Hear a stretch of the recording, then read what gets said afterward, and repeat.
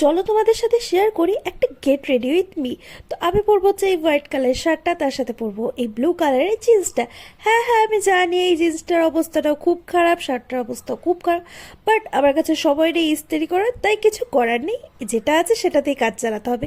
আর দেখো শার্টটা পরে না আমাকে দারুণ লাগছে। আমি জানি শার্টটা যখন আমি কিনেছিলাম তখন মা বলছিল এই স্কুলের শার্ট কিনেছিস তুই 900 টাকা দিয়ে।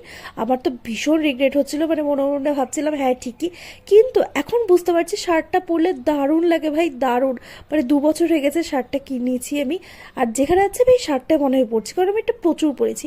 তারপর দিয়ে দিয়েছি বায়োডার্মার আমার ময়শ্চারাইজার, যেটা আমার অল টাইম ফেভারিট। তারপর দিয়েছি হচ্ছে 2টা লিপস্টিক, আর আমি একটা কোন লিপস্টিক দেবো সেটা তো হতেই পারে না।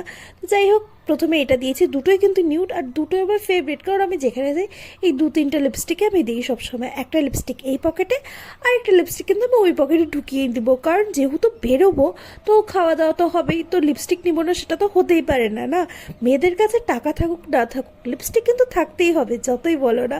আর দেখো আমার কনফিডেন্সই আলাদা, কারণ হচ্ছে এরকম ওয়েদারে, মানে একটু পরে হয়তো বা বৃষ্টি হবে, তাও আমি হোয়াইট কালারের শার্ট পরেছি, আমার তো কনফিডেন্স আছে বস।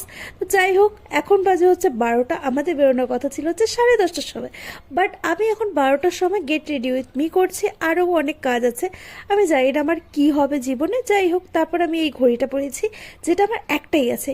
এবার ঘড়ি পরতে গিয়ে দেখি ঘড়িটাই তো নষ্ট হয়ে গেছে, মানে হয়তো বা ব্যাটারি ট্যাটারি খারাপ হয়েছে, আমি জানি না। এদিকে দেখি 9টা বেজে আছে, মানে আমার কপালটা খারাপ আমি জানি, বাট এতটা কপাল খারাপ সেটা আমি জানতাম না। যাই হোক, যে ঘড়িটা আছে ওটাই পরে নিচ্ছি। আর দেখো একটা কথা বলি, আজকে আমি যাবো যে অনেক দিন থেকে প্ল্যান করছি, বাট হচ্ছিল এটা শনি রবি করতে করতে ফাইনালি আজকেও তো প্রচণ্ড বৃষ্টি, বাট কিছু করার নেই। আমি ভাবছি যে আজকে বেরোবো, যদি খুবই বৃষ্টি হয় তাহলে তো বেরোনো যাবে না, ঘরে বসে রিলস বানাবো। তারপর আমি এদিকে চুলটা করে নিয়েছি, আমার চুলের মধ্যে তেল দেওয়া, তাও আমি মানে যাই হোক কোনো রকমে কোনো কিছু করে ফেলেছি চুলে, কারণ আমি সবসময় এটাই করি, কারণ আমি না চুল কিছু করতেই পারি না, মেকআপটা করে নিলেও চুল করতে পারি না। তারপর পরে নিয়েছি হচ্ছে আমার ফেভারিট সানগ্লাস। আমি জানি না কেন আমার না মুখে সানগ্লাস পরলে পরে লুকটাই চেঞ্জ হয়ে যায়।